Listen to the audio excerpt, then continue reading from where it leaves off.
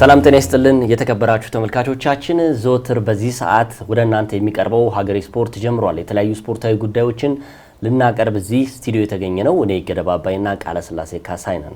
እንዴት ናችሁ ብለናል። በድጋሚ ቃል እንዴት ነህ? እንዴት ነህ? ሁሉ ሰላም አለና የዓለም አቀፍ ጨዋታዎች ተገባደዋል። አሁን ደግሞ የውስጥ ሊጎች የሚጀምሩበት ወቅት ላይ ነው የምንገኘው። ምናልባት እንግዲህ ዛሬ በልዩነት 2 ወይ 3 ጨዋታዎችን የምንመለከት ይሆናል። ፕሪሚየር ሊጉ ተመልሷል። ከዚህ ቀደም እንግዲህ ከሐሙስ ዕለት ጀምሮ የስፔን ላሊጋ መጀመሩ ይታወሳል። አርብና ቅዳሜም እንደዚሁ ሁለታም የኤፍኤ ካፕ ጨዋታዎችም ተደርጓል። አሁን ዛሬ እንግዲህ በፕሪሚየር ሊጉ ላይ ምናልባት ነው የታዘብኩት ጉዳይ እንዳለ የምታስታውስ ከሆነ ባለፈው በፕሮግራማችን ደሰነዋል። ይህ ዓለም አቀፍ ጨዋታዎች በመጡ ቁጥር የተጫዋቾች ስጋት የሆነው የጉዳት ዘንድሮ ግን አልነበረም ማለት ይችላል። አሁን ባሁኑ ጊዜ ብዙ አልተሰማም አይደል? ከዚህ በፊት እንደነበረው የጉዳት መጠን አልነበረም። አንዳንድ ተጫዋቾች የሊቨርፑል አማካይ ግራቨንበርግ በልዩነት ልናነሳቸው የምንችለው የተወሰኑ ተጫዋቾችን ማንሳት እንችላለን እንጂ በልዩነት ያን ያህል የጉዳት የተመለከትንበት አልነበረም። አዎ እንደውም አብዛኞቹ እውነት ለመናገር ትልልቅ የሚባሉ ክለቦች ያልሄዱ አንዳንድ ተጫዋቾችም ነበሩ ይህን ጉዳት በመፍራት ግን የባለፈው የዓለም አቀፍ ጨዋታዎች ላይ ብዙ ተጫዋቾች የተጎዱበት በክብረ ወሰን ደረጃ የተያዘበት አጋጣሚ ነበረ። ምን ታስታውስ ከሆነ ስንሰራው የነበረው አሁን ግን ባለፈው ሳምንት 2 ሳምንት የነበሩት ዓለም አቀፍ ጨዋታዎች እንደው መጠነኛ ጉዳት ከዛ ውጪ ለክለቦች ስጋት የነበሩ ጉዳቶች አልነበሩም። በአጠቃላይ ሊጎች መተንፈሻ ያገኙበት የ2 ሳምንት ነበር ያለፉት። በተለይ ትልልቅ የምትላቸው በልዩነት ነጥብ እየመሩ የሚገኙት ታላላቅ ክለቦች ይህንን ለመጠቀሚያ ከዛም በተረፈ ሁለተኛ ላይ ያሉ በአውሮፓ ሻምፒዮንስ ሊግ ለመሳተፍ የሚገኙ ወይም ደግሞ የሚያስቡ ክለቦች ማሰቢያ መተንፈሻ ያገኙበት ነው። እንደዚህ አይነት ነገሮች ግን ለአንዳንድ ክለቦች ደግሞ ዲስአድቫንቴጅ ሆኖ የሚመጣበት አጋጣሚ አለ። አሁን በምንድነው የሚባለው ተርኒንግ ፖይንትን ይዘህ በደንብ እየሄድክ ሊግ ሲቋረጥ የነበረበትን አፍራሽ ነገር ይገባል። አዎ ያን ነገር ላታመጣ ትችላለህ። አርሰናል በነገራችን ላይ እንደዚህ አይነት ነገሮች ላይ ብዙ ጊዜ እየተጠቀመ ነው የሚገኘው። ያው ድሉን ባይጠቀምበትም ነገር ግን 2 ዓለም አቀፍ ብሬኮች በኖሩበት ጊዜ ማሰቢያ ነጥብ እየጣለ በመጣበት ጊዜ እንደዚህ አይነት አጋጣሚዎች ይፈጥሩለታል። ከዛ ራሱን ደግሞ ሪታየር አድርጎ የሚመልስበት አጋጣሚ ይኖራል። ለማንኛውም ሊጎች ተመልሰዋል። ነገ የሚጀምር የ30ኛ ሳምንት የእንግሊዝ ፕሪሚየር ሊግ ጨዋታዎች አለ። በልዩነት ፉልሃም ከአርሰናል፣ ኖቲንጋም ፎረስት ከማንቸስተር ዩናይትድ እንደዚሁም የመርሲሳይድ ደርቢ ደግሞ ኤቨርተን ከሊቨርፑል ከኤቨርተን የሚያደርጉትን ጨዋታ እንመለከታለን። ሌሎች ጨዋታዎችም አለ። ቼልሲ ቶተንሃምም እንዳለ ሁላ ፕሪሚየር ሊጉ ጨዋታዎች ማክሰኞና ሮብ እንዲሁም ሐሙስ ደግሞ በለንደን ደርቢ ቼልሲ ከቶተንሃም የሚያደርጉት ጨዋታም እንዲሁ ተጠባቂ ነው። በተለይ የ30ኛ ሳምንት መዝጊያ መርሃ ግብር የሚሆነው ቼልሲ ከቶተንሃም የሚያደርጉት ጨዋታ ነው። በጉዳት መጠን ቅድም እንደውም ትንሽ ከጉዳት ጋር በተያያዘ አንዳንድ ተጫዋቾችን በልዩነት ብናነሳም ባልተለመደ መልኩ ግን ባየር ሙኒክ ወሳኝ ተጫዋቾቹን ያጣበት ጊዜ ነበር። በተለይ አልፎንሶ ዴቪስ እንደ ዳዮት አፓሚካኖ የመሳሰሉ ተጫዋቾችን በጉዳት አጥቷልና በተለይ በአውሮፓ ሻምፒዮንስ ሊግ የሚጠብቁት መርሃ ግብር እንዲሁም ደግሞ የቡንደስሊጋውን የደረጃ ሰንጠረዥ በ6 ነጥብ እየመራ ይገኛልና ይሄ ደግሞ ዲስአድቫንቴጅ ይዞ የተመለሰው ወይ ደግሞ ከባድ ብለው የምንለው አጋጥሞት የተመለሰው ባየር ሙኒክ ነው። በተለይ ካናዳም በኮንካፍ ኔሽንስ ሊግ በነበራት ጨዋታ ላይ ነበር ጉዳት ያስተናገረው አልፎንሶ ዴቪስ እንዲሁም ደግሞ አፓሚካኖ በፈረንሳይ ብሔራዊ ቡድን በሚያደርገው ጨዋታ ላይ ነበር ጉዳት ያጋጠመውና እነዚህ ጉዳት ከተመዘገቡበት ይገኛሉ። በፕሪሚየር ሊጉ እንግዲህ በተለይ ነገ ተጠባቂ 2 ጨዋታዎች ይደረጋሉ። በእርግጥ 3 ጨዋታዎች ነው የሚደረጉት፣ ግን በልዩነት አርሰናል ከፉልሃም እንዲሁም ኖቲንጋም ፎረስት በሲቲ ግራውንድ ከማንቸስተር ዩናይትድ ጋር የሚገናኝ ይሆናል። በተለይ አርሰናል ከፉልሃም ስናነሳ በቅርብ ጊዜያት አርሰናል እንግዲህ እየተቸገረ ይገኛል። በተለይ ፉልሃምን ለማሸነፍና ባሳለፍነው የውድድር ዓመትም በደርሶ መልስ 4 ነጥብ ነበር የወሰደበት ፉልሃም በተለይ ለዋንጫ ፉክክር ጉዞ ላይ በነበረበት አርሰናል አምና ጠንካራ የነበረበትን መድፈኞቹን እጅግ የፈተኑት ነበሩ የማርኮ ሲልቫ ቡድንና በተለይ በክራቨን ኮቴጅ ላይ 2-1 አሸንፎት በኋላ ላይ ደግሞ ኤምሬትስ ላይ 2-2 አቻ ተለያዩ። በዘንድሮ የውድድር ዓመት ደግሞ ክራቨን ኮቴጅ ላይ ካስቸጋሪ ጉዞ በኋላ በተለይ ከፈተና ከተሞላበት ጨዋታ በኋላ ነጥብ ጥሎ የተመለሰበት ነበር። 1-1 የተለያዩበት ዊሊያም ሳሊባ ጎል ማስቆጠሩ ይታወሳልና ምናልባት ፉልሃም በቅርብ ጊዜያት በቅርብ ዓመታት ውስጥ ከአምና ጀምሮ እስካሁን ድረስ ባለፉት 3 ጨዋታዎች በአርሰናል አልተሸነፈምና ይህ ደግሞ ለአርሰናል ምን ያህል ፈታኝ እንደሆነ እየተመለከተ ነው እንገኛለን። ነገ በኤምሬትስ የሚያደርጉት ጨዋታ ለአርሰናል ከዚህ በኋላ የቀሩት 9 መርሃ ግብሮች ናቸው። 30ኛ ሳምንት ቢሆንም በኋላ ላይ የሚቀሩት 8 ቢሆንም ግን ከነገው ጋር ተዳምሮ 9 ጨዋታዎች ይቀራሉና እያንዳንዱ ጨዋታ አርሰናል በሚያደርጋቸው ጨዋታዎች ልክ የሚፈተንበት ይሆናል። ምክንያቱም 1 ነጥብ መጣል ካለው ሂሳባዊ ስሌት አንጻር ዝቅ እያለ ይመጣልና አርሰናል ወሳኝ ጨዋታ ይጠብቃል። ነገ እንግዲህ በኤምሬትስ ስታዲየም የሚደረገው የፉልሃምና የአርሰናል ጨዋታ ያው ወሳኝ ጨዋታ ነው። ፉልሃም ለአርሰናል ብቻ ሳይሆን ያው ከባድ ቡድን ነው። የማርኮ ሲልቫው ቡድን ፉልሃም እጅግ ወሳኝ ተጫዋቾችን ይዟል። ከዛ በተረፈ ደግሞ በውድድር ዓመቱም ጥሩ ግስጋሴን እያደረገ የሚገኝ ነው። ከወገብ በታች ሳይሆን ከወገብ በላይ ያለ ቡድን ነው።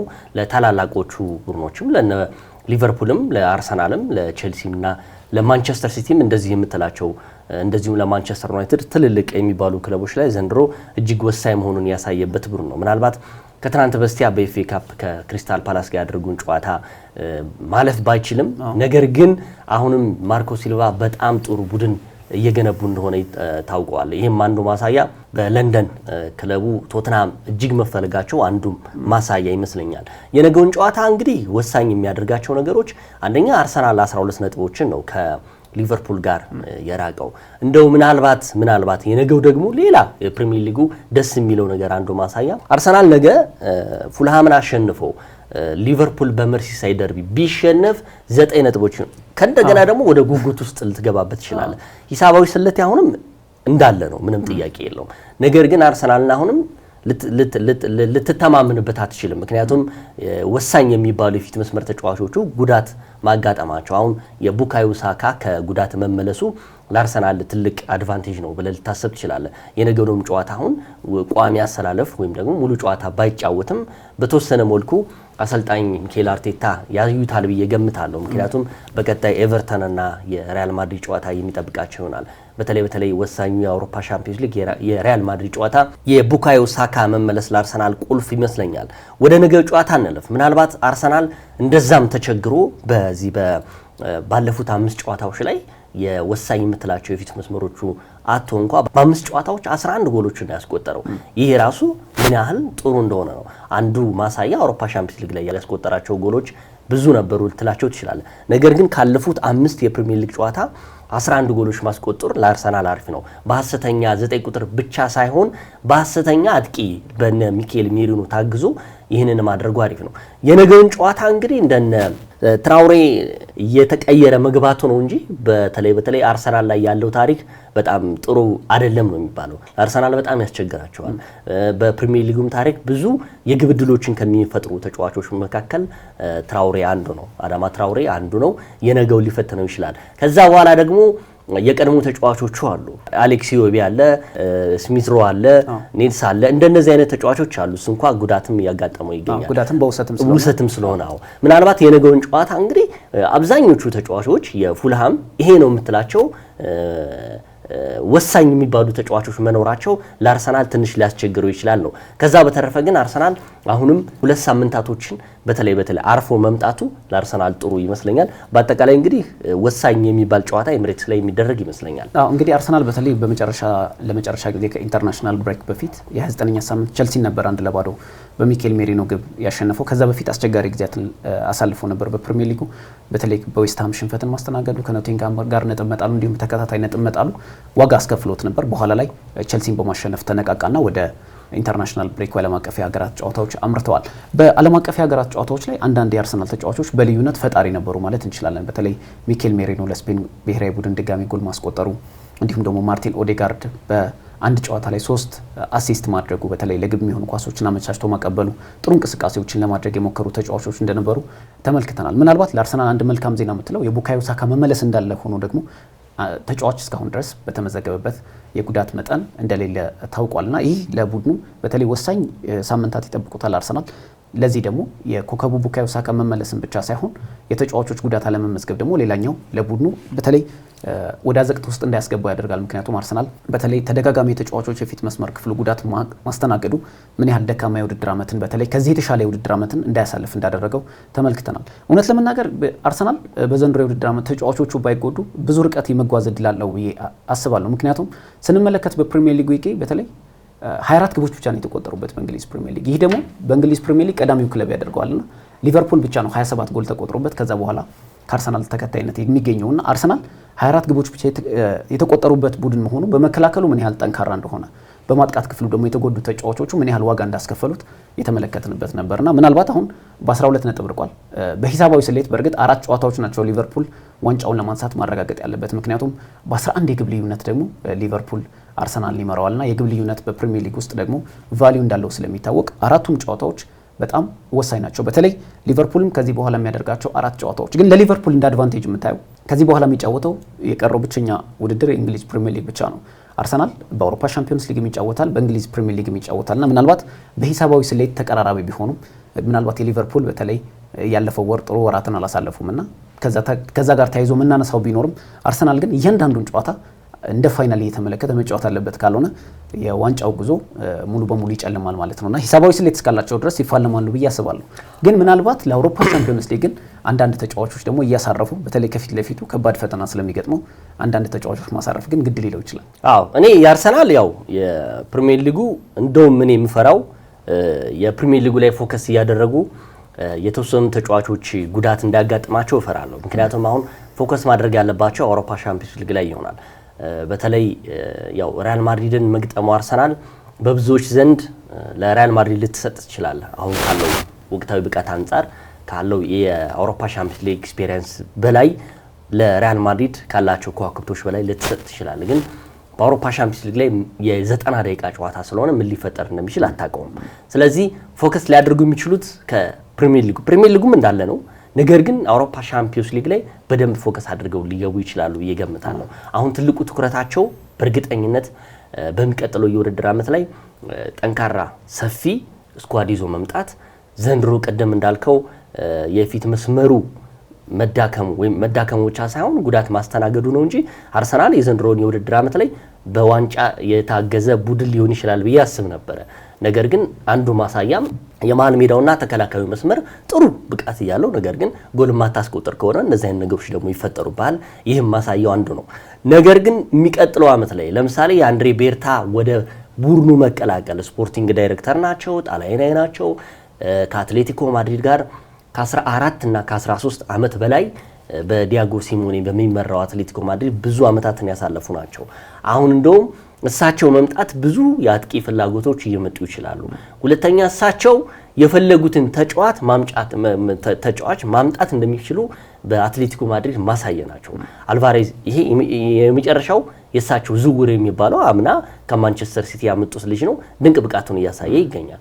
እንደዚህ አይነት ተጫዋቾች አርሰናል ከማየት ከመመኘትም በላይ ወደ ቡድኑ እንዲመጡላቸው ትልቅ ስኬት ይመስለኛል አርሰናል። የዚህ ማሳያ የምትለው ደግሞ አብዛኞቹ ተጫዋቾች አርሰናል የሚፈልጋቸው ነው። አሁን ለምሳሌ ጊዮኮሬሽ የሚባለው ልጅ የስፖርቲንግ ሊዝበኑ ማንቸስተር ዩናይትድ በዚህ ውድድር ዓመት ላይ ይዞት ይገባል ወይም ጨረሰ የተባለው ልጅ አሁን ደግሞ ሙሉ በሰፊ እየተነገረ የሚገኘው ከአርሰናል ጋር ሊንክ እንደተደረገ ነው። እኚህ ሰውዬ ያሰቡትን ማምጣት ይችላሉ። አንዱ ለአርሰናል ትልቅ እድል ነው። በዛ በተረፈ ደግሞ አንተ የምትወዳቸውን ተጫዋቾች ሊሸጡብህ ይችላሉ። የእሳቸው ትልቁ ምንም የማይደራደሩበት ነገር የፈለጉትን ተጫዋች ያመጣሉ፣ የፈለጉትን ተጫዋች ደግሞ መሸጥ ይችላሉ። አርሰናል ቤት ስለተወደደ ብቻ የሚቆይ ተጫዋች የለም፣ በብቃት ነው የምትወሰነው። እንደነዚህ አይነት ነገሮች አርሰናል ስኬት ላይ ላደርሳቸው ይችላል። አድቫንቴጁ ምንድነው? አሁን የምትሸጣቸው በተለይ አሁን ብዙ ጊዜ ስፖርቲንግ ዳይሬክተሮች በዚህ ጊዜ በጣም ትልቅ ሚና አላቸው። በፊት አሁን ቴክኒካል ዳይሬክተር የሆኑና ልክ እንደ ኤዱ ጋስፐር ለባርሰናል ላይ ያመጣው ሁኔታ እንመልከት። ለምሳሌ ኤዱ ጋስፐር በጣም ከሸጣቸው ተጫዋቾች መካከል አንዱ ኒኮላስ ፔፔ እንደነበር ይታወሳል። አርሰናል በ72 ሚሊዮን ፓውንድ በሚጠጋ ገንዘብ አስፈረመው፣ ግን በክለቡ ያን ያህል እንቅስቃሴ ስላላደረገ ተሸጠ። ምናልባትም እንቅስቃሴ አሳይቶም ቢሆን ኤዱ ጋስፐር ሊሸጠው ይችላል ብዬ አስባለሁ። እና ምናልባት የሚያነሳው ሀሳብ አንድሬ ቤርታም ለክለቡ ይህ ተጫዋች ለምሳሌ በጥሩ ብቃት ላይ ያለ ተጫዋች ሊሸጡት ይችላሉ። የሚሸጡት ከክለቡ ፋይናንስ አንጻር ሊሆን ይችላል። ለምሳሌ ያን ተጫዋች ሽጠው ከአንድ ዓመት ከሁለት ዓመት በኋላ የዛን ካላቸው ልምድ አንጻር በመነሳት የዛን ተጫዋች አቋምን በማየት ተጫዋቹን ሽጠው የተሻለ ገንዘብንም ለክለቡ አስገኝተው በኋላ ላይ ደግሞ የሚፈልጉትን ተጫዋች ሊያስፈርሙ ይችላሉ። ይህ የአንድ ስፖርቲንግ ዳይሬክተርም ሌላኛው ጥናት የሚያደርግበት ብቃት ይመስለኛልና ምናልባት ከወጣት ተጫዋቾች ጋር አሁን ቅድም እንዳነሳው ከነ ኒኮ ዊሊያምስም ጋር ስማቸው እየተያዘ ይገኛል። አንድሪያ በርታ ኢንተር ሚላን አጥቂ ላውታሮ ማርቲኔዝ ጋርም ስማቸው እየተያዘ ይገኛልና ምናልባት ትልቅ ተጽዕኖ ሊፈጥሩ ይችላሉ ብለን እናስባለን። በክረምቱ የዝውውር መስኮት አርሰናል የፊት መስመር ክፍሉን ለማጠራከር ከነ ቤንጃሚን ሴስኮ አይነት ተጫዋቾች ከነ አሌክሳንደር ኢዛክ ምናልባት ከዋጋ አንጻር በጣም ውድ ዝውውር ሊሆን ይችላል ተብሎ ቢጠበቅም አርሰናል እጁን ያስገባል ተብሎ ባይጠበቅም በዛን ያህል ብር ግን ብዙ ተጫዋቾችን የማስፈረም እድል ያላቸው ይመስለኛልና በክለብ ውስጥ መሸጥ ያለባቸውን ተጫዋች ለመሸጥ ወደ ኋላ ለማለታቸው ግን ምናልባት ባለፉት ዓመታት የፈጸሟቸው ዝውውሮች ስንመለከት አብዛኞቹ ስኬታማ ነበሩና ምናልባት ሰውየው በአርሰናል ውስጥ ትልቅ ተጽዕኖ የመፍጠር እድል አላቸው ብዬ አስባለሁ። አዎ የእንደዚህ አይነት ነገር ነው። አሁን ቅድም ስለተነሳ አርሰናል በዚህ የውድድር ዓመት ላይ ትልቅ ፎከስ ሊያደርግ የሚችለው የአውሮፓ ሻምፒዮንስ ሊግ ነው። ምክንያቱም እያንዳንዷ የአንድ ጨዋታ ዕድሜ ብቻ ስለሆነ ጥሎ ማለፍ ስለሆነ እስከ ፍጻሜ የሚያደርስ ወቅታዊ ብቃትን ይመዝነዋል ብዬ ገምታለሁ።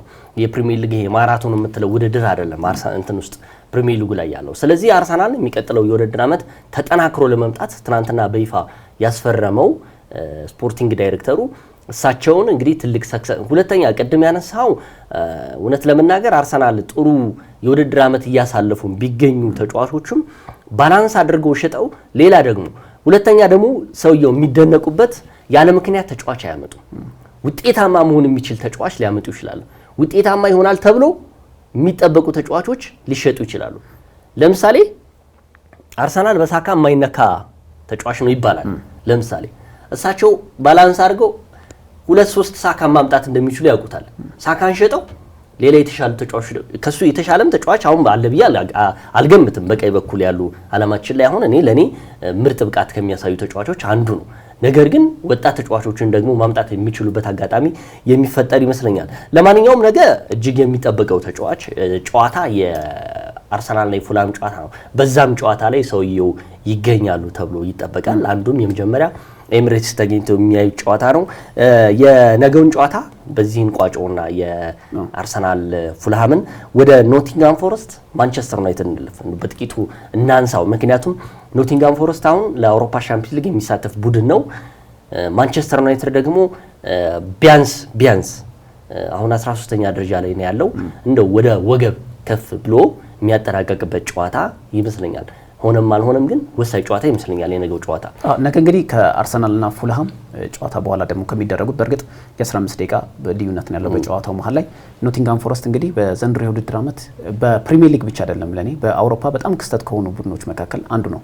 አሰልጣኙ ኑኖ ኤስፒሪቶ ሳንቶ ክለቡን ሲረከቡ ኖቲንጋም 17ኛ ደረጃ ላይ እንደነበር ይታወቃል። በተለይ አልኢትሃድን ከለቀቁ በኋላ ነበር ኖቲንጋም ፎረስትን የተረከቡትና ምናልባት በፕሪሚየር ሊጉ ወልቭስን ቶተናምን የማሰልጠን ልምድ እንዳላቸው ይታወቃል። እኛ አሰልጣኝ ግን በኖቲንጋም ይሄን ያክል ለውጥ ያመጣል ተብሎ በፍጹም የተጠበቁ አሰልጣኝ አልነበሩም እና አሁን በአውሮፓ ሻምፒዮንስ ሊግ ለመሳተፍ 3ኛ ደረጃ ላይ 54 ነጥብ ሰብስበው ከሁለተኛ ደረጃ ላይ ከሚገኘው አርሰናል በ4 ነጥብ ብቻ ዝቅ ብለው 3ኛ ላይ ተቀምጠዋል። በኤፍኤ ዋንጫ ደግሞ ግማሽ ፍጻሜን ተቀላቅለዋልና ምን አይነት አስደናቂ የውድድር ዓመትን እያሳለፉ እንዳለ ኖቲንጋም ፎረስት በጣም የሚደንቅ ነው። እንደውም የክለቡ ባለቤት ራሱ በየጨዋታው እየተገኙ ሜዳ ላይ የሚያደርጉት ነገር እጅግ ብዙዎችን እያስገረመ ይገኛልና ምናልባት ኖቲንጋም ፎረስት ትክክለኛ ለውጥ ላይ እንዳለ መታቀው ኤዱ ጋስፐርንም ከአርሰናል መውሰዱ ይታወቃልና ምናልባት ኖቲንጋም ፎረስት የዘንድሮ የውድድር ዓመት ጉዞ ከማንም በላይ አስደናቂ ነው። እንደውም ማንቸስተር ዩናይትድ አሁን በሊጉ የደረጃ ሰንጠረዥ 13ኛ ደረጃ ላይ ይገኛልና በኖቲንጋም ፎረስት ደረጃ ላይ ካለ ቡድን ጋር መወዳደሩ ማንቸስተር ዩናይትድ ምናልባት በማንቸስተር ዩናይትድ የመጡት አዲስ አመራሮችም ከአምና ጀምሮ ክለቡን የተረከቡት የባለቤትነት ስሜት ሊሰማቸው የሚችሉ ሰው እንደነ ሰር ጂም ራትክሊፍ መምጣታቸው በቀጣይ የውድድር ዓመት በፕሮሰስ አልፎ ጥሩ ቡድን የመሆን እድል ይኖረዋል። ግን ከነ ኖቲንጋም ፎረስት ከትንንሽ ቡድኖች አንዳንድ ጊዜ መማርም ጥሩ ይመስለኛል። ምክንያቱም ከምታስፈርማቸው ተጫዋቾች አንጻር ብዙ ገንዘብ ብቻ ኢንቨስት አድርገህ ተጫዋች ማስፈረም ቡድን ውጤታማ እንደማያደርግም የተመለከትንበት ነበርና ምናልባት ከጨዋታው ጋር አያይዘን የኖቲንጋም ፎረስትን የውድድር ዓመት ማንሳት ተገቢ ይመስለኛል። አዎ ኖቲንጋም ፎረስት እንግዲህ ዘንድሮ ያው ቅጽበታዊ ይሄ ቡድን ነው። ምናልባት እኔ የሚያስታውሰኝ የዛሬ 5 እና 4 ዓመታት የነበረው ኒውካስትል ዩናይትድ ነው። ኒውካስትል ዩናይትድ እንደዚህ ባለፈው 4 እና 5 የውድድር ዓመት ላይ ገንዘብ ሳይኖራቸው እንደዚህ ግን ብው ያሉበት ጊዜ ነበረ። ከዛ በባለ ሀብት ስር ሲጠቀለል ኒውካስትል ዩናይትድ ኔይማርን እስከ ማምጣት ድረስ በጣም ያቀዱበት ነበረ። ትልልቅ ዝውውሮችን እና አሁንም የተሻለ ቡድን ነው። ግን አንጻራዊ ስታይ ደግሞ የተሻለ ተጫዋቾች ይዘው እዚህ ደረጃ ልታገኛቸው ወይም ደግሞ የአውሮፓ ሻምፒዮንስ ሊግ ተሳትፈዋል። በቃ የገቡበት ጊዜ የነበረበት ጊዜ ማለት ነው።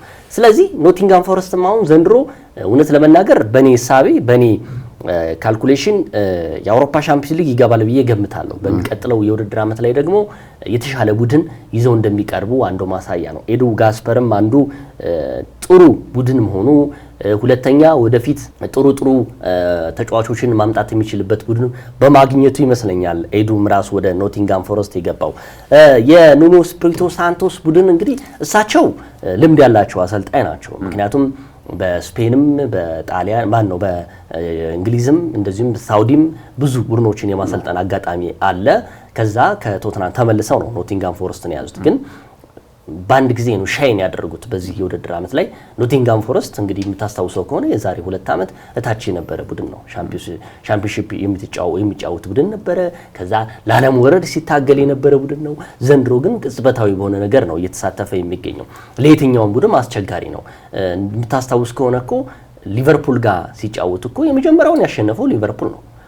በዘንድሮ የውድድር ዓመት ላይ አንፊልድ ላይ ሊቨርፑል ሲቲ ግራውንድ ስታዲየም ላይ ደግሞ ከሊቨርፑል ጋር የሚያደርጉት ጨዋታ የፕሪሚየር ሊጉ ወሳኝ የሚያደርገውን ጨዋታ ሆነ። ምክንያቱም ምን ያህል ኖቲንጋም ፎረስት ዘንድሮ አስፈሪ እንደሆነ ነው።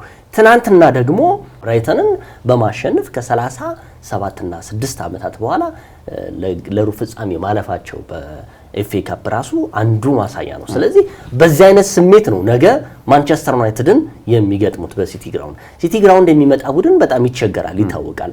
በተቃራኒው ማንቸስተር ዩናይትድ እውነት ለመናገር ባለፉት 6 እና 7 ጨዋታዎች እየተስተካከለ የመጣ ቡድን ነው። አሰልጣኝ ሩበን አሞሪም ቡድናቸውን ቅርጽ እያስያዙ የመጡበት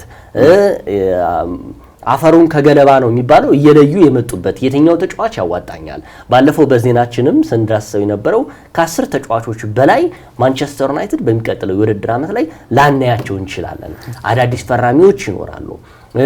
የነበሩት አሁን ባለፉት 5 እና 4 ጨዋታዎች ላይ አልተሸነፈም ማንቸስተር ዩናይትድ። ለምሳሌ የመጨረሻውን ሌስተር ሲቲ 3-2 አሸንፎ እረፍት ነው የመጣው። ስለዚህ ማንቸስተር ዩናይትድም ጥሩ ቅርጽ የያዘ ቡድን ነው አሁን ባለው ወቅታዊ ሁኔታ ስታይ። ኖቲንጋም ፎረስትም በኤፍኤ ካፕ ሩብ ፍጻሜ የገባ ለአውሮፓ ሻምፒዮንስ ሊግ እየተጫወተ የሚገኝ እንደውም የ4 ነጥብ ከአርሰናል ልዩነት ኖረው እንጂ ሁለተኛ ደረጃን ይዞ ለማጠናቀቅ የሚያለብ ቡድን ነው። እነ ኢላንጋ በጣም ምርጥ የሆኑ ተጫዋቾችን የያዘ ቡድን ነው። በአጠቃላይ የነገው ጨዋታ እውነት ለመናገር ከአርሰናልም ከፉልሃምም ጨዋታ የማታተናንሰው ጨዋታ ነውና የሚጠበቅ ጨዋታ ነው የነገው ራሱ። ምናልባት አሁን ለትርጉም የሌለው የነገው ጨዋታ ለማንቸስተር ዩናይትድ ብቻ ነው የሚሆነው። ምክንያቱም ማንቸስተር ዩናይትድ እውነት ለመናገር የዘንድሮ የፕሪሚየር ሊግ ጉዞ አብቅቷል ማለት እንችላለን፣ ላይክ ሪያሊቲ ለማውራት። ምክንያቱም ማንቸስተር ዩናይትድ ባልተጠበቀ ለማድረግ ነው። አሁን ማንቸስተር ዩናይትድ በአውሮፓ መድረክም ለመሳተፍ ያለበት ነው። በአውሮፓ ትክክለኛ ማሟያ ነው።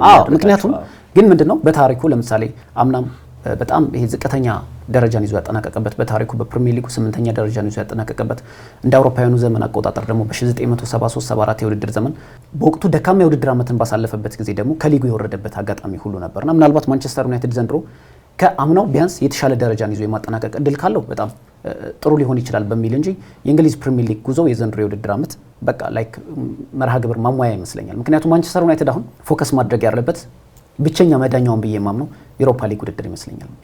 ምክንያቱም ዩሮፓ ሊግ ውድድር ማንቸስተር ዩናይትድ ዋንጫውን የሚያሸንፍ ከሆነ በጣም የተሻለ የውድድር ዓመትን እንዳሳለፈ ይቆጠራል። ለምን? በአውሮፓ ሻምፒዮንስ ሊግ ቀጥተኛ ተሳትፎን ያገኛል። ይህ ማለት ደግሞ በክረምቱ የዝውውር መስኮት የሚያስፈርማቸውን ተጫዋቾች በአውሮፓ መድረክ መሳተፍ የሚፈልጉ ተጫዋቾች ናቸው ዘንድሮ አብዛኛው ክለብን መቀላቀል የሚፈልጉትና ይህ ለማንቸስተር ዩናይትድ ትልቁ መዳኛው ብዬ የማምነው ዩሮፓ ሊግ ነው። በእርግጥ አሰልጣኝ ሩበን አሞሪም ዩሮፓ ሊግ ስላሸነፍን ችግሮቻችን ተቀርፈዋል ማለት አይደለም ሲሉ አስተያየት ሰጥተዋል። እውነት ሊሆን ይችላል። ዋንጫ ችግርን ሊቀርፍ ላይችል ይችላል። ምክንያቱም ተመልክተናል እነ ሌስተር ሲቲ ዋንጫ በልተው በወቅቱ ተጫዋቾች ማስተንፈሻ ይሆናል። እሳቸው ግን ያው በእሳቸው መልከታ ሊሆን ይችላል። ግን ለኔ ግን አሁን ምንም ለምሳሌ ማንቸስተር ዩናይትድ በክረምቱ በጣም ከ10 በላይ ተጫዋቾችን ሸኝቶ በርካታ ተጫዋቾች ለማስፈረም ዝግጁ ነው አይደል? ለምሳሌ አርሰናልን እንመልከተው። በቅርብ ጊዜያት አርሰናል አሁን የሚፈልገውን ተጫዋች ለማስፈረም የሚችልበት ደረጃ ላይ ይገኛል። ይህ የሆነበት ደግሞ አሁን ያለው የቡድኑ መንፈስ፣ ሁለተኛ ነገር ደግሞ በአውሮፓ መድረክ ተሳታፊ መሆኑ ነው። ለምሳሌ አሁን ክለቦች ማንቸስተር ዩናይትድ ከዚህ በፊት በአውሮፓ መድረክም ተሳተፈም አልተሳተፈም ባለው ስም ብቻ የፈለገውን ተጫዋች የማግኘት እንትኑ ነው አቅሙ ነበር። አሁን በቅርብ ዓመታት ስንመለከት ግን ተጫዋቾች የሚመርጡት ክለብ አይደለም ለመግባት። ምክንያቱም በትልልቅ ዝውውሮች ተፈጽሞ የመጡት ተጫዋቾች የተሳካላቸው አልነበሩም። እነ ጄደን ሳንቾ መመልከት እንችላለን፣ እንደነ ፓውል ፖግባ መመልከት እንችላለን፣ እንዲሁም ደግሞ እንደነ አንቶኒ ዶስ ሳንቶስን መመልከት እንችላለን። እና ምናልባት ማንቸስተር ዩናይትድ ግን በአውሮፓ መድረክ ተሳታፊ የሚሆን ከሆነ በተለይ የአውሮፓ ሊግን ዋንጫ እንደ መዳኛው ተጠቅሞ ማድረግ የሚችል ከሆነ የፈለገውን ተጫዋች ማስፈረም እድል ይኖረዋል ብዬ አስባለሁ። አንደኛ ነገር አሰልጣኝ ሩበን አሞሪም አሁን ያሉት ተጫዋቾችን እሳቸው ያስፈረሟቸው አይደሉም። ስለዚህ ለእሳቸው ያጫወት መንገድ ወይም ያጫወት ዘይቤ አመቺ የሆኑ ተጫዋቾች አይደሉም። ስለዚህ ቀጣይ የሚያስፈርሙት ለራሳቸው እቅድ ተስማሚ የሆነ ተጫዋች ነውና አብዛኛው የሚፈልጉትን ተጫዋች ለማስፈረም ቅርብ መንገድ ይሆናል ብዬ አስባለሁና ለዛም ነው የነገው ጨዋታ ከማንቸስተር ዩናይትድ ይልቅ ለኖቲንግሃም ፎረስት ትልቅ ትርጉም ይኖረዋል። ምክንያቱም ኖቲንግሃም ፎረስት በ4 ነጥብ ከአርሰናል ዝቅ ይበል እንጂ ከታች ያሉት ቡድኖችን ስትመለከት ደግሞ ከቸልሲ 4ኛ ጀምሮ ያለው እስከ 10ኛው ቦርንመዝ ድረስ የ4 ነጥብ ልዩነት ነው ያለው። በፕሪሚየር ሊግ ያለው እንደውም ከዋንጫ ፍክክሩ በላይ አጓጊ የሆነ ያለው በአውሮፓ መድረክ የመሳተፍ ነው። ግን ዘንድሮ ለእንግሊዝ ፕሪሚየር ሊግ መልካም ዜና የምትለው በኢሮፓ ሊግ ማንቸስተር ዩናይትድ ወይም ቶተንሃም ሆትስፐር የሚያሸንፉ ከሆነ እንዲሁም ደግሞ በአውሮፓ ሻምፒዮንስ ሊግ ደግሞ በተለይ ከአርሰናል በላይ አስቶን ቪላ የማሸነፍ እድል ካለው 7 የፕሪሚየር ሊጉ ክለቦች በአውሮፓ ሻምፒዮንስ ሊግ የሚሳተፉበት እድል አላቸውና ይህ ሌላኛው መልካም ዜና ነው። ምክንያቱም ዋንጫውን የሚበሉት ቡድኖች ቶተንሃምም ማንቸስተር ዩናይትድም 13ኛና 14ኛ ናቸውና ይህ ደግሞ በአውሮፓ ሻምፒዮንስ ሊግ ህግ በተለይ ከ5ኛ ደረጃ በታች ይዘው የሚያጠናቅቁ ቡድኖች ዋንጫውን ካነሱ ለፕሪሚየር ሊጉ 7 ቡድኖች እንዲሳተፉ ያደርጋል በአውሮፓ ሻምፒዮንስ ሊግና ምናልባት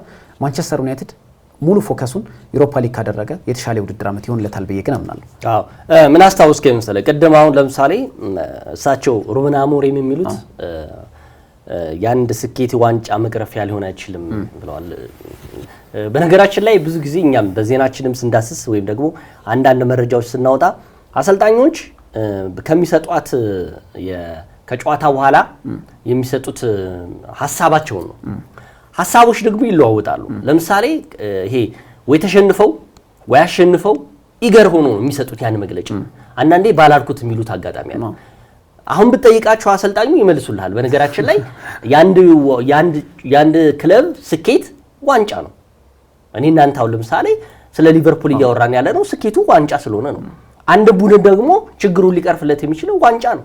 ስለምን ይወዳደራሉ? እሳቸው የማይመስል ነገር ነው እንግዲህ የተናገሩት። የአንድ ቡድን መቅረፊያ ዋንጫ ሊሆን አይችልም፣ ችግር መቅረፊያ። የችግር መቅረፊያማ ዋንጫ ስኬት እኮ ነው። ለምሳሌ ቅድም እንዳልከው እኮ ማንቸስተር ዩናይትድ በዘንድሮ የውድድር ዓመት ላይ ዩሮፓ ሊግ ቢበላ አውሮፓ ሻምፒዮንስ ሊግ ገባ፣ ችግሩ ተቀረፈ።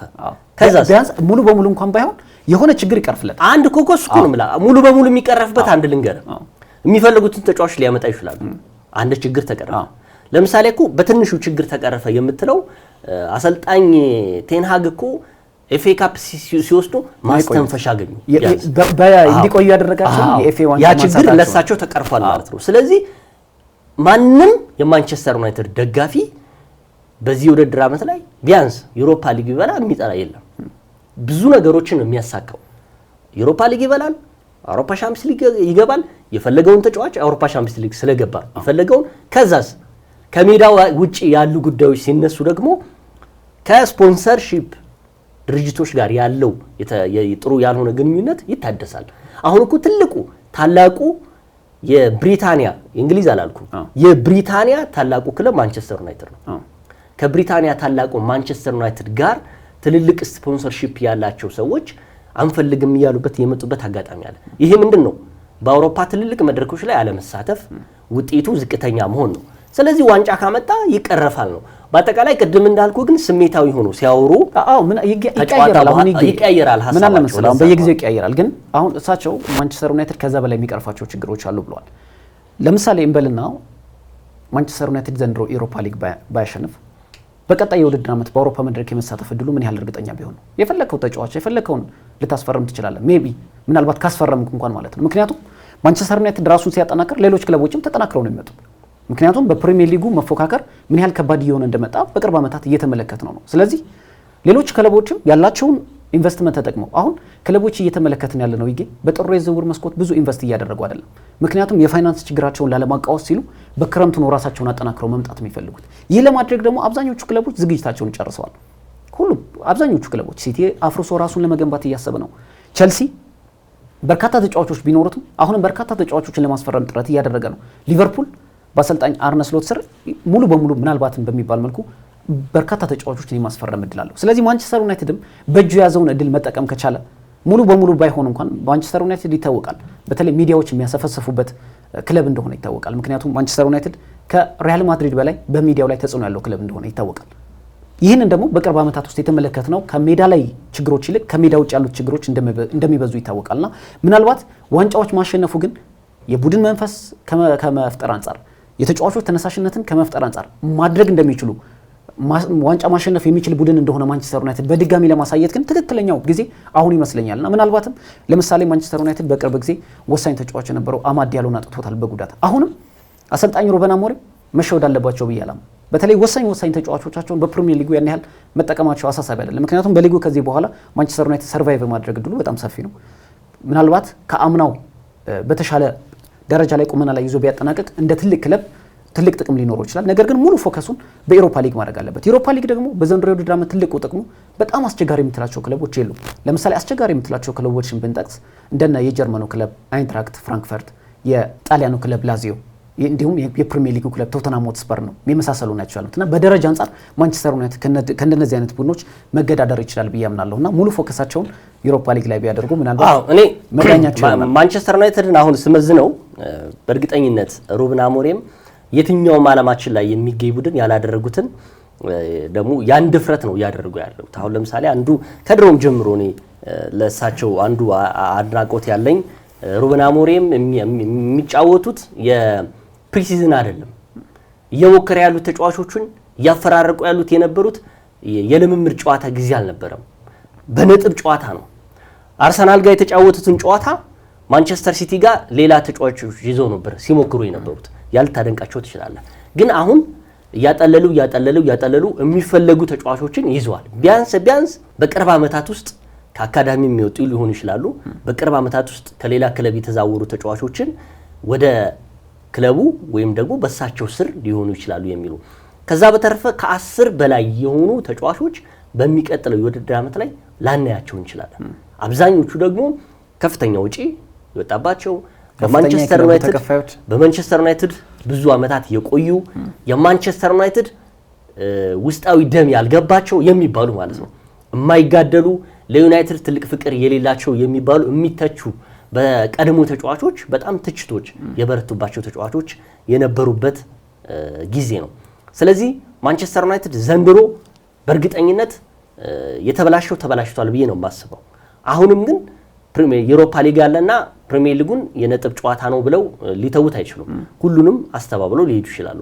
አሁን ለምሳሌ ያሉበት 13ኛ ደረጃ እንደምንም ብለው 10 እና 9ኛ ደረጃ ላይ ሆነው ካጠናቀቁ ስኬት ነው ለሳቸው። ከጥሬ ተጫዋቾች የዝውውር መስኮት በኋላ ነው የመጡት ሰውየው አይደለ? ስለዚህ ባሉት 6 ወራቶች ውስጥ ይህን ስኬት አምጥቷል። ቀጣይስ ምንድነው የሚፈጠረው? የትኞቹ ተጫዋቾች ለዩናይትድ ይበቃሉ ወይም ደግሞ ያስፈልጋሉ?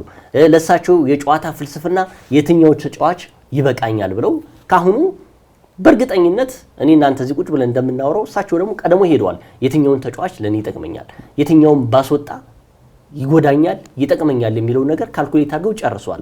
አሁን ቁም ነገሩ የስፖርቲንግ ዳይሬክተሩ ነው። የስፖርቲንግ ዳይሬክተሩ አርሰናል አንድሬ ቤርታን እንዳደረገው ማንቸስተር ዩናይትድም አሁን ወሳኝ የሆነ ስፖርቲንግ ዳይሬክተር አለው ይታወቃል። አሁን የውሳኔ ሰው መሆን ብቻ ነው ለዩናይትድ። በአጠቃላይ የዛንድሮ የዩሮፓ ሊግ ለማንቸስተር ዩናይትድ ከቶትንሃም በላይ ሌላ ቡድን አለ ብዬ አልገምትም። በዩሮፓ ሊግ ላይ የሚሳተፉ ሊያሰጋው የሚችል ቡድን እኔ ለዩናይትድ ዩሮፓ ሊጉን እሰጣለሁ።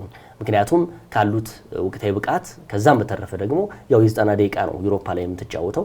ዋንጫውን ካገኘ ቀጥታ አውሮፓ ሻምፒዮንስ ሊግ ይገባል። ይሄ ለዩናይትድ ትልቅ ስኬት ነው ብዬ ገምታለሁ። ይህም አሁን የአንዱ ማሳያ ነገ የሚደረገው የኖቲንጋም ፎረስት እና የማንቸስተር ዩናይትድ ጨዋታም አንዱ ማሳያ ነው። እንደው 13ኛ ላይ ደረጃ ደርሶ 39 ነጥብ ቢገኝም ማንቸስተር ዩናይትድ በ5 ጨዋታዎች 10 ጎሎች ማስቆጠር ችሏል ማንቸስተር ዩናይትድ። ይህም ራሱ ለዩናይትድ ስኬት ነው። ምክንያቱም ባለፉት 6 እና 7 ጨዋታዎች ወጥ የሆነ አቋም እያሳየ ይገኛል። ብዙዎቹን አቻ ቢለያይም ማንቸስተር ዩናይትድ አልተሸነፈም እስካሁን። ካለፉት 4 ጨዋታዎች 2 አሸንፏል። ይሄ ራሱ ለዩናይትድ ጥሩ መመዘኛ ነው። የወሩ ኮከብ በሚልም ለመጀመሪያ ጊዜ አሰልጣኝ ሩበን አሞሪም በእንግሊዝ ፕሪሚየር ሊግ የወርሃ መጋቢት ምርጥ ነበሩ በሚል ከኑኖ ኤስፒሪቶ ሳንቶ ጋር እንዲሁም ከፋቢያን ሃርዝለር ጋር እንግዲህ በእጩነት የቀረቡበትም ነበር። ይህ ለሳቸውም እንደ መነሳሻ ይታያል ብዬ አስባለሁ። ለኖቲንጋም ፎረስት ምናልባት ነገ ከማንቸስተር ዩናይትድ ጋር የሚያደርገው ጨዋታ ግን እጅግም ከወሳኝም በላይ በሞራል የሚመጣበት ነው ብዬ አስባለሁ። ኖቲንጋም ፎረስት በታሪኩ የአውሮፓ ዋንጫ አሸንፎ እንደሚያውቅ ይታወቃል። የአውሮፓ ሻምፒዮንስ ሊግ በአውሮፓ መድረክ በቀድሞ ዩሮፒያን ካፕ ተብሎ በሚጠራው አጠራር እንግዲህ ሻምፒዮን እንደሆነ ይታወቃል ኖቲንጋም ፎረስት እና ምናልባት አሁን በጣም በትልቅ ታሪክ በትልቅ ጉዞ ላይ በትልቅ ተነሳሽነት ላይ ያሉት እና ምናልባት በአውሮፓ መድረክ ላይ ዋንጫ ያነሳ ቡድን ከረጅም ዓመታት በኋላ በአውሮፓ ሻምፒዮንስ ሊግ ለመሳተፍ በጉጉት ነው እየሄዱ ያሉት እና በተለይ የተጫዋቾቹ ተነሳሽነት የነ ካሉም ሆዲሰን ኦዶይ የነ አንቶኒ ኤላንጋ የነ ክሪስ ውድ የመሳሰሉ ተጫዋቾቻቸው የነ ሞርጋን ጊብስ ዋይት በቃ የሆነ ድንቅ የሆነ ጥምረት ነው የፈጠሩትና ምናልባት ኖቲንግሃም ፎረስት እንግዲህ በጥሩ ተነሳሽነት ነገ ማንቸስተር ዩናይትድን የሚጋብዙ ይሆናል። ማንቸስተር ዩናይትድ ባለፉት 4 የሊጉ ጨዋታዎች ላይ ጥሩ መነቃቃትን አሳይቷል። ምናልባት ግን እንዳልኩ አሁንም ከፕሪሚየር ሊጉ በላይ ሙሉ ፎከሱን ዩሮፓ ሊግ ላይ ቢያደርግ የተሻለ ውድድር ዓመት ሊሆንለት ይችላል ብዬ አምናለሁ። አዎ ነገ እንግዲህ ወሳኝ የሚባሉ 3 ጨዋታዎች አሉ። የመጨረሻው የሚሆነው እንግዲህ ያው የማንቸስተር ዩናይትድ እና የኖቲንግሃም ፎረስት ጨዋታ ነው። ከዛ በፊት ያው የ3:45 ጨዋታዎች አሉ።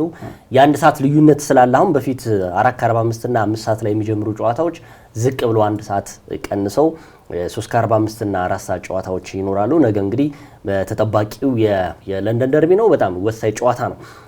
የመጨረሻ ጉዳያችንን እናድርገውና የመርሲሳይድ ደርቢ ሊቨርፑል ከኤቨርተን ምናልባት ይህ ጨዋታ በዓለም አቀፍ ጨዋታዎች ምክንያት የቀዘቀዘ ይሆናል ብለህ ታስባለህ? ምክንያቱም ባለፈው የምታስታውስ ከሆነ በጣም የተስተካካይ ጨዋታ ነበር የተጫወቱት።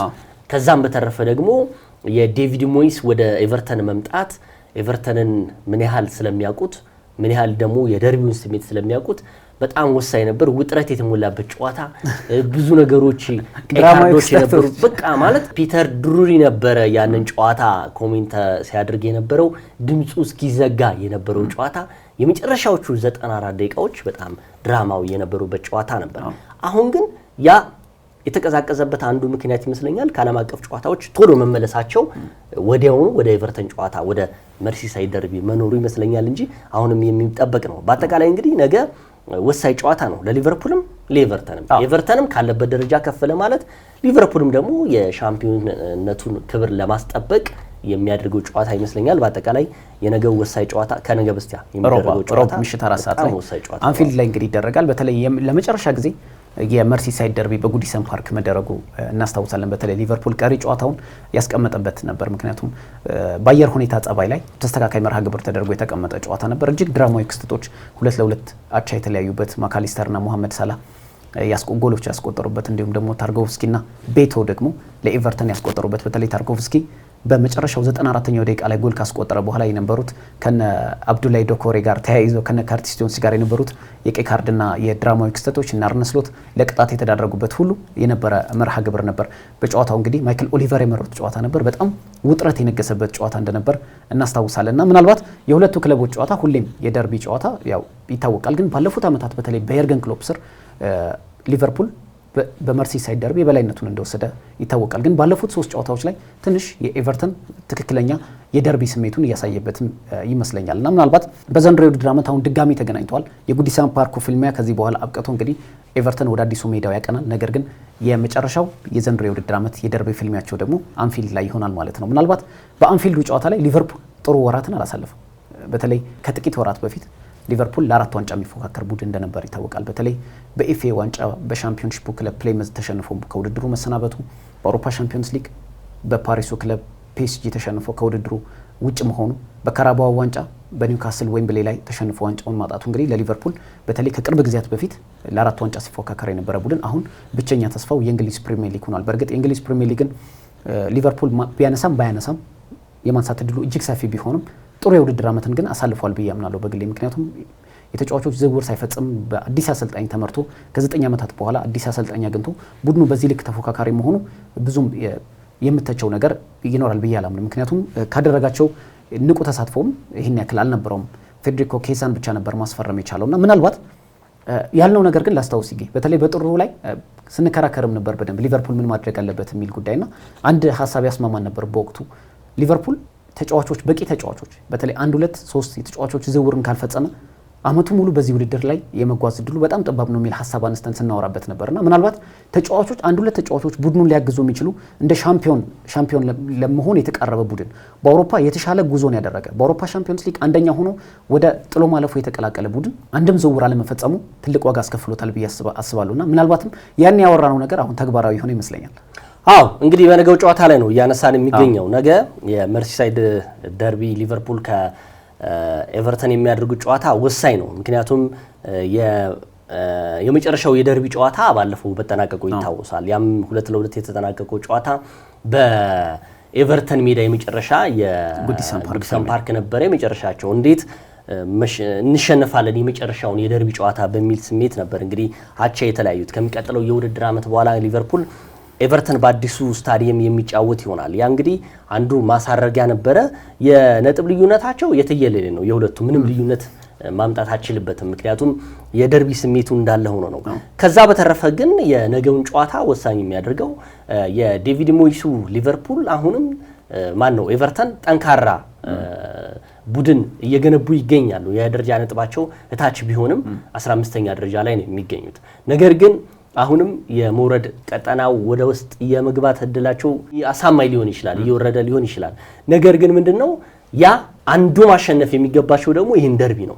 እሳቸው እንግዲህ ባለፈው ከተረከቡት ጨዋታ በኋላ የመሸነፍ እድላቸው በጣም ሰፊ ነበር። ከኤቨርተን አሁን ለምሳሌ ከተረከቡት በኋላ ኤቨርተን ብዙ ጊዜ ሲሸነፍ ነበር። በሻንዳይ ጊዜ የነበረው ቡድን በጣም አስቸጋሪ ነበር። ኤቨርተን ግን እሳቸው ከያዘ በኋላ በተወሰነ መልኩ የተጫዋቾች ቅርጽ መለየት፣ ጎሎችን ማስቆጠር፣ አቻ መውጣት ቢበዛበት ባለፉት 10 የሊግ ጨዋታዎች አንድ ሽንፈት ነው የገጠማቸው። ያ ሁሉ በነበረበት ጊዜ ውስጥ እንግዲህ እሳቸው በደንብ ይህን ቡድን እየቃኙት ይመጣሉ። እንግዲህ ባለፉት 10 ምናምን ዓመት ከዚህ ቡድን ከተለዩ በኋላ በተለያዩ ክለቦች ውስጥ በማንቸስተር ዩናይትድ፣ በዌስትሃም ዩናይትድ፣ በተለያዩ ቡድኖችም በአሰልጣኝነት ዘመናቸው አሳልፈዋል። ኤቨርተን ግን በሳቸው በነበሩበት ጊዜ 6ኛ እና 7ኛ በሚወጣበት ዘመን ነበር ኤቨርተን ያዙት። አሁን ደግሞ ያን መልሶ ለማግኘት ምንድነው ያው በግማሽ ዓመቱ ላይ መምጣታቸው ትንሽ የፈለጉትን ተጫዋች ያለ ማስፈረም እድል ቢኖራቸውም የሚቀጥለው ዓመት ግን የተስተካከለ ቡድን ይዘው ይቆያሉ ይገምታሉ። በዘንድሮ የውድድር ዓመት እንግዲህ ባለፈውም እንደነበረው ኤቨርተን እንደውም በዚህ በኤፍኤ ካፕ ላይ ጥሩ ጊዜን ያሳልፋል ተብሎ ነበረ። ቶሎ መሰናበቱ አንዱ ማሳያ ነው። ባስቶን ቪላ መሰናበቱ። ከዛ በተረፈ እንግዲህ የነገውን ጨዋታ ስንመለከተው ወደ ሊቨርፑል ዘንድሮ የግስጋሴውን አሁን እያደረገ ይገኛል። ግን ለሊቨርፑል ይሄ የዓለም አቀፍ ጨዋታ እጅግ የጠቀመው ቡድን ሊቨርፑል ይመስለኛል። አንዱ ማሳያ ሆኖም ማያቀም ብዬ ገምታለሁ። ባለፉት 2 ጨዋታዎች ከመሸነፉም በላይ ሊቨርፑል ደግሞ በየትኞቹ ጨዋታዎች ላይ ተሸነፉ? የመጀመሪያው በአውሮፓ ሻምፒዮንስ ሊግ ላይ ነበር። እንግዲህ ከውድድሩ የወጣበት በፒኤስጂ የተሰናበተበት አንዱ ማሳያ ነው። በመቀጠል ደግሞ የፍጻሜ ጨዋታ በኒውካስትል ደግሞ ተሸንፈው ዋንጫውን ያጣበት ነው። ይህ ማለት ተከታታይ መሆኑ። ሁለተኛ ነገር ደግሞ ከሚፈልጋቸው ወይም ደግሞ በዚህ ዓመት አሳካለሁ ብሎ ካሰባቸው 3 እና 4 ዋንጫዎች መካከል 2ቱን በአንድ ሳምንት ልዩነት ማጣቱ ለሊቨርፑል መንገራገጭ ውስጥ ገባ እንዴት ትላለ? ይሄ ደግሞ ዓለም አቀፍ ጨዋታዎች መምጣቱ ለሊቨርፑል የፎይታ ጊዜ አምጥቶለታል። ማሰቢያ፣ ምክንያቱም ማሰላሰያ ነገሮች በተደራረቡ ቁጥር አንድ ቡድን በመሸነፍ ጊዜ ይለምደውና ነገሮች ወደ ፕሪሚየር ሊጉ ሊመጡበት ይችላሉ። በእርግጠኝነት አሁን ያ የዓለም አቀፍ ጨዋታ ባይኖር በዛኑ ጊዜ ኤቨርተን ጋር ይህን ጨዋታ ቢያደርግ በጣም ብዙ ይወራ ነበር። አንዱም የሚወራበት ምክንያት 2 ጨዋታዎች መሸነፉ አሁንም ለፕሪሚየር ሊጉ ምን ዋስትና ይኖረዋል የሚል ጉዳይ ነው። ከዛ ደግሞ የመርሲሳይድ ደርቢ መኖሩ ነው። በአጠቃላይ አሁንም ነገ ምን ሊፈጠር እንደሚችል አይታወቅም። ምክንያቱም ተጫዋቾች ከዓለም አቀፍ ጨዋታ በኋላ ነው የተመለሱት። ብዙ የተጓዙ ተጫዋቾች አሉ። ከዛም በተረፈ ደግሞ ደርቢው እሳት ነው። ይሄ የመርሲሳይድ ደርቢ ምን ሊፈጠር እንደሚችል አይታወቅም። ነገ እንግዲህ በጣም የሚጠበቀው ወሳኝ ጨዋታ ነው በ30ኛ ሳምንት ላይ። እንግዲህ ሊቨርፑል እንዳልከው ነው። በተለይ ተደጋጋሚ ሽንፈትን በወሳኝ መርሃ ግብሮች ላይ ከ2 ውድድሮች መሰናበቱ፣ ከአውሮፓ ሻምፒዮንስ ሊግ መሰናበቱ እንዲሁም ደግሞ የካራባኦ ዋንጫን ማጣቱ ለሊቨርፑል በጣም ትልቅ ጉዳት ነበር። ሊቨርፑል በተለይ የተጫዋቾች ድካም ስሜት በጣም ነበረባቸው። አመቱ ሙሉ አብዛኞቹ የተጫወቱ ተጫዋቾች ብንመለከት ያለ እረፍት የተጫወቱ ተጫዋቾች ናቸው። አብዛኞቹን ብንመለከት ከነ ቨርጂል ቫን ዳይክን እንኳን ብንመለከት ምናልባት ቨርጂል ቫን ዳይክ አሁን ቀይሮ ሲገባ የተመለከትነው ተጫዋች የለም። ምናልባት በካራባኦ ዋንጫ አንዳንድ ጊዜ ኮናቴንና ኳንሳን ሲጠቀሙ ተመልክተን ይሆናል። ጆ ጎሜዝም ከመጎዳቱ በፊት አሰልጣኙ ለመጠቀም ሞክረዋል። በመሃል ሜዳ ላይ በኩል ተመሳሳይ ፊት ነበር ያየነው። ምናልባት ሮቴት እያደረጉ ለማጫወት ሞክረዋል። ነገር ግን የፊት መስመር ክፍሉ አብዛኞቹ የሚታወቁ ፊቶች ነው የተጫወቱትና ምናልባት አሰልጣኝ አርነ ስሎት 1-2 ተጫዋቾች አለመፈጸማቸው ተጫዋቾቻቸውን ከድካም ስሜት አላተረፏቸውም ብዬ አስባለሁና ምናልባት ሊቨርፑል በእርግጥ ከፋይናንስ ጋር በተገናኘ ጥሩ አቋም ላይ ቢገኝም በተለይ በክረምቱም ዝውውር ያልፈጸመበትም አንዱ ምክንያት ተብሎ ስለሚታሰብ በክረምቱ ጥሩ ዝውውሮችን ይፈጽማል ብዬ አምናለሁ። ነገር ግን አሁን ለሊቨርፑል ደግሞ ምንድነው የሚባለው ከእንቅርት ላይ ጆሮ ደግፍ እንደምንለው ጥሩ ሳምንት አልነበረም። በተለይ እንደ አውሮፓውያን አቆጣጠር ከ2016 ጀምሮ በልጅነት ክለቡ ያሳለፈው ትሬንት አሌክሳንደር አርኖልድ እንግዲህ ሪያል ማድሪድን ለመቀላቀል መስማማቱ መዘገቡ ይታወቃል። ይህ ለሊቨርፑል ሌላኛው ጉዳት ነው። ከጉዳቱም በላይ ደግሞ ትሬንት አሌክሳንደር አርኖልድ እንግዲህ እስካሁን ድረስ በወጣው መረጃ መሰረት የነገው ጨዋታም የመርሲሳይድ ደርቢ እንደሚያልፈው እየተነገረ ይገኛል በጉዳት ምክንያት። ሌላኛው በውድድር ዓመቱ ድንቅ ብቃቱን እያሳየ የነበረው ራያን ግራቨንበርግ በዓለም አቀፍ ጨዋታ ላይ ጉዳት አጋጥሞታልና ይህ ምናልባት አሰልጣኝ አርነ ስሎት ምን አይነት አሰላለፍ ሊጠቀሙ ይችላሉ የሚለው ነገር ተጠባቂ ያደርገዋል። በእርግጥ አሌክሲስ ማካሊስተር እንደነ ዶሚኒክ ሶቦዝ ላይ የመሳሰሉ ተጫዋቾች እንደነ ካርቲስ ጆንስ አላቸው።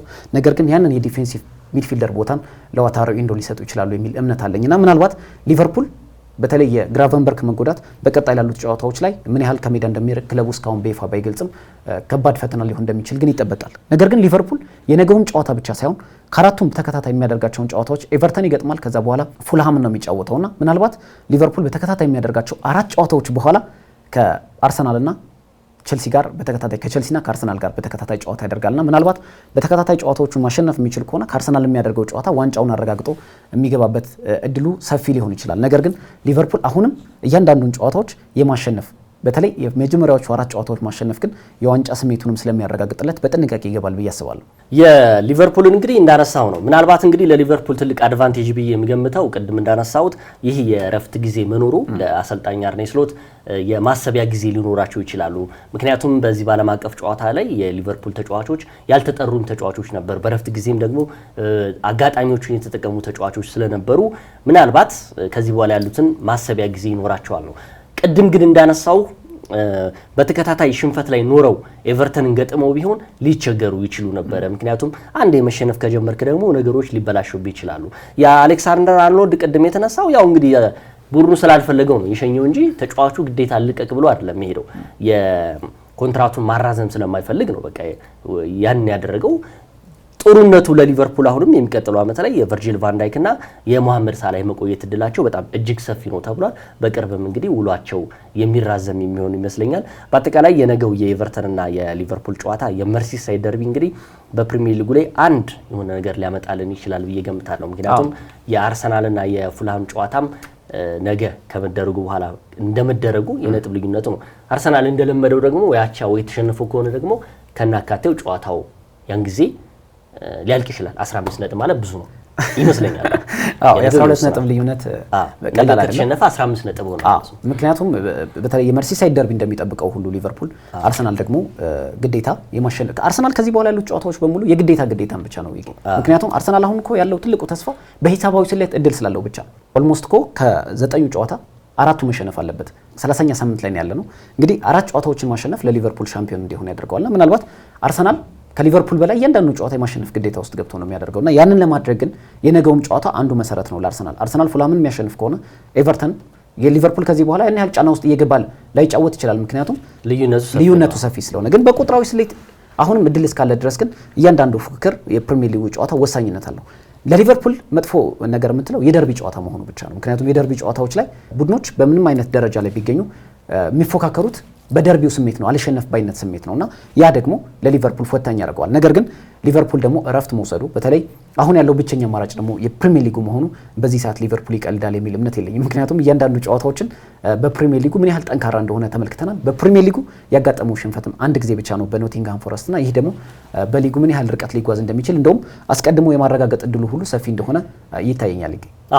እንግዲህ በአጠቃላይ የነገ 30ኛ ሳምንት የሚደረጉ ጨዋታዎችን በስፋት ዳሰስንላችሁ። ነገና ከነገ በስቲያ እንደዚሁም ሐሙስ ደግሞ በቼልሲና በቶተናም ጨዋታ 30ኛ ሳምንቱ የሚጠናቀቅ ይሆናል። ከዛ ቅዳሜና እሁድ ደግሞ በቀጣይ የሚደረጉ የሊግ ጨዋታዎች ይኖራሉ። ለማንኛውም እነዚህን ያነሳናቸውን ጨዋታዎች እንድንጋብዛችሁ ከወዲሁ ወደድን። በሚቀጥለው ሳምንት እንገናኛለን። ይገደብ አባይና ቃለ ስላሴ ካሳይ አብረናችሁ ቆይታ አድርገናል ከመላው ስቱዲዮ ባለሙያዎች ጋር። ሳምንት እንገናኛለን። እስከ ሳምንት መልካም ሳምንት ይሁንላችሁ።